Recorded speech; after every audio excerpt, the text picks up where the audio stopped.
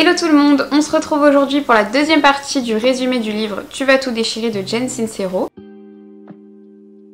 Là on est toujours sur la première partie du livre, donc on est sur la suite de comment vous en êtes arrivé là. Et on commence par le passage qui parle de vivre dans le présent.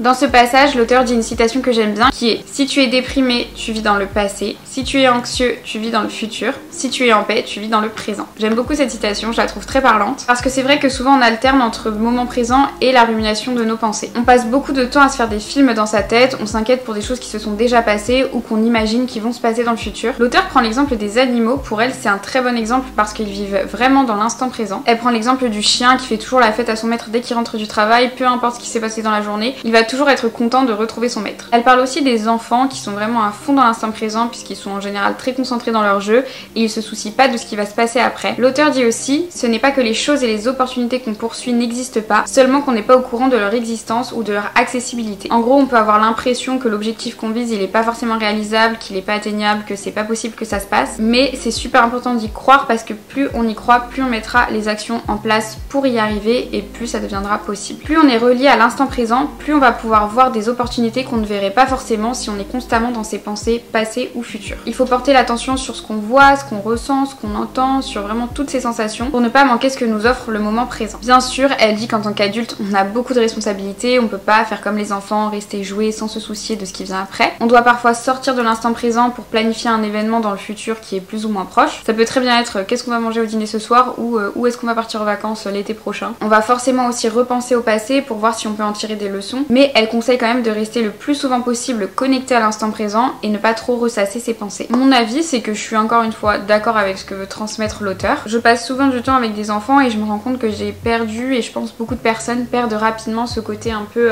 ne pas se prendre la tête, vivre vraiment l'instant, relativiser, prendre du recul, même aussi rire pour des choses très simples, me décoller aussi de mon téléphone et profiter tout simplement de l'instant. Je trouve que ça fait vraiment du bien de retourner à ça quand on peut, et c'est vrai que je pense que beaucoup trop de gens sont trop dans leurs pensées passées au futur. Donc le plus possible, dès qu'on peut, se remémorer, de profiter de l'instant présent et apprécier tout ce qu'il y a dans ce moment présent. Il faut vraiment savourer chaque moment qui nous est donné parce que je pense qu'on oublie trop vite que c'est vraiment le plus important. Pour finir sur cette partie, elle dit aussi que plus on est dans l'instant présent, plus on va élever sa fréquence et donc on va attirer à soi les fréquences plus élevées.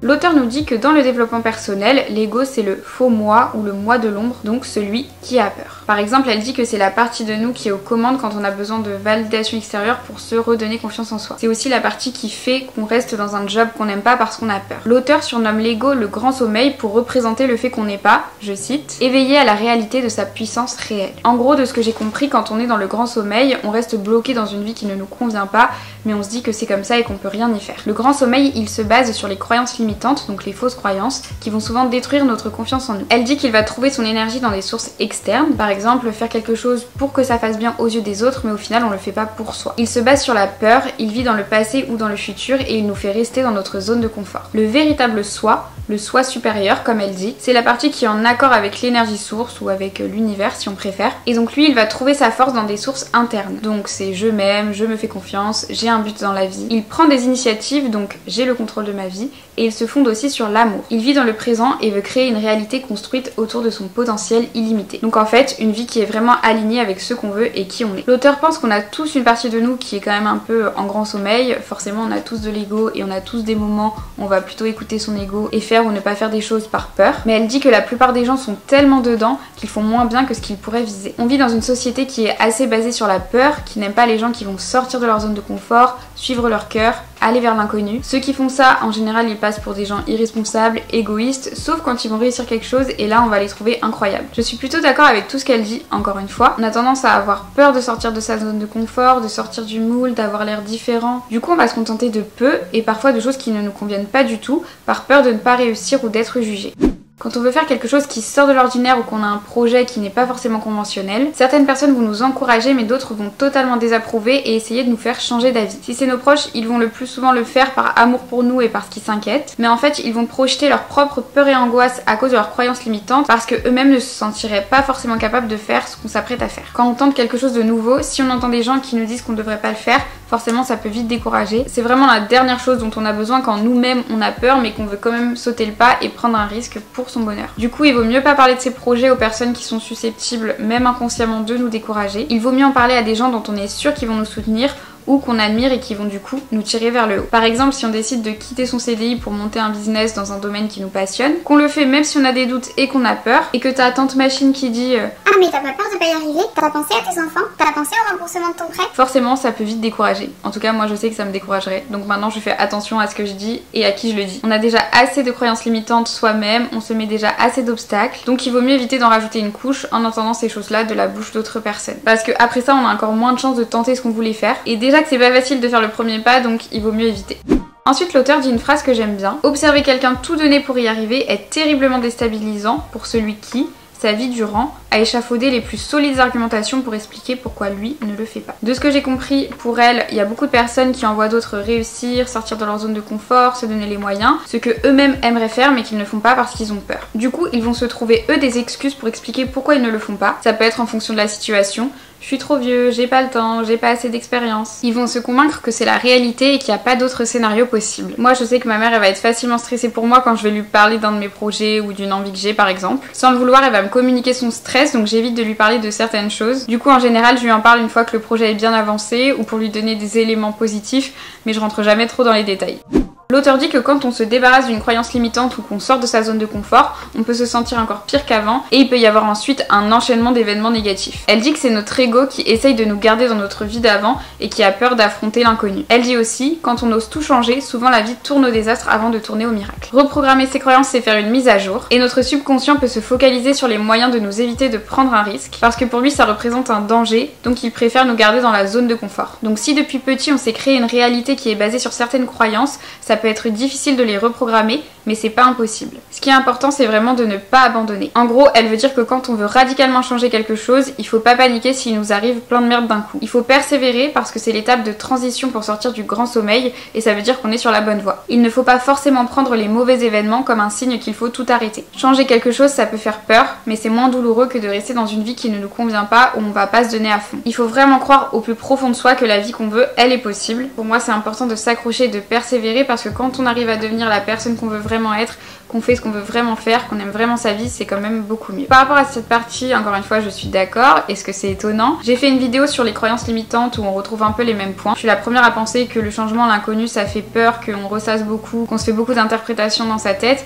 Mais une fois qu'on a passé le cap, pour moi, c'est quand même tellement mieux et on se sent tellement bien de l'avoir fait. Au final, quand je regarde en arrière certains trucs que j'avais peur de faire, que j'ai fait quand même, où il y a eu des galères, des obstacles et où j'en suis maintenant, et ben je suis contente de les avoir fait. Après, j'ai aussi l'impression que des fois, notre cerveau, il oublie un peu la difficulté parce qu'il y a eu des moments où c'était difficile, mais je suis super fière de l'avoir fait et je pense que c'est mieux dans tous les cas d'essayer et de rater que de rien faire. Et au final, quand on regarde en arrière, on peut se dire bah mince, qu'est-ce que j'ai fait et avoir des regrets, et du coup c'est dommage. Pour moi, il faut vraiment s'entraîner dès qu'on a trop de pensées négatives, de fausses croyances, à les remplacer par d'autres croyances avec des formulations plus positives. Je vous jure, moi des fois c'est un combat dans ma tête entre mes croyances négatives et les arguments positifs qui essayent de contrer les croyances négatives.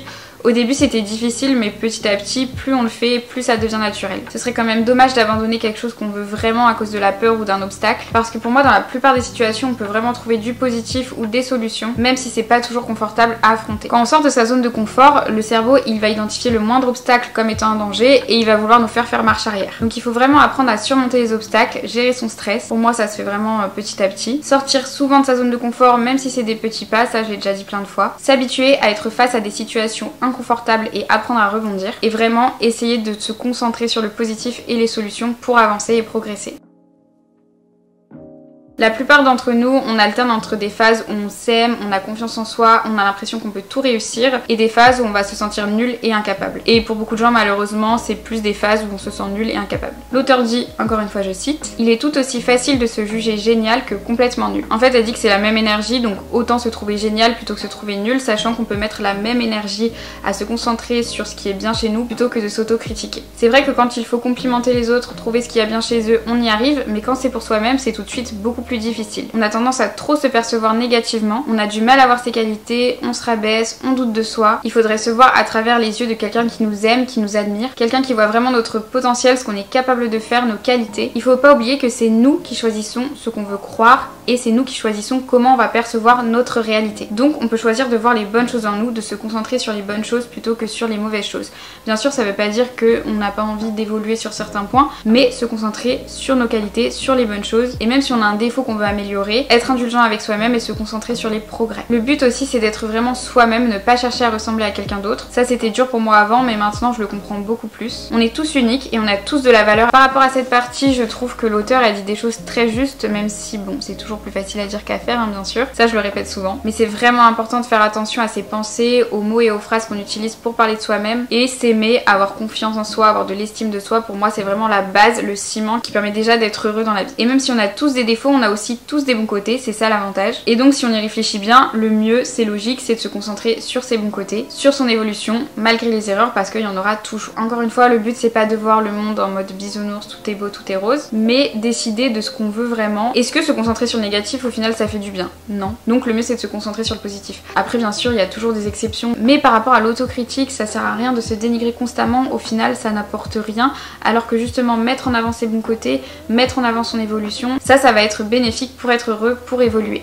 Donc voilà pour cette partie, je trouve que c'était encore une fois très intéressant. J'ai l'impression qu'il y a aussi des répétitions. Moi j'aime bien quand on a parfois un peu les mêmes infos mais que c'est pas sous le même angle. J'espère que ça vous aura plu, si c'est le cas n'hésitez pas à aimer, à vous abonner. Et moi je vous dis à bientôt pour la suite. Ciao!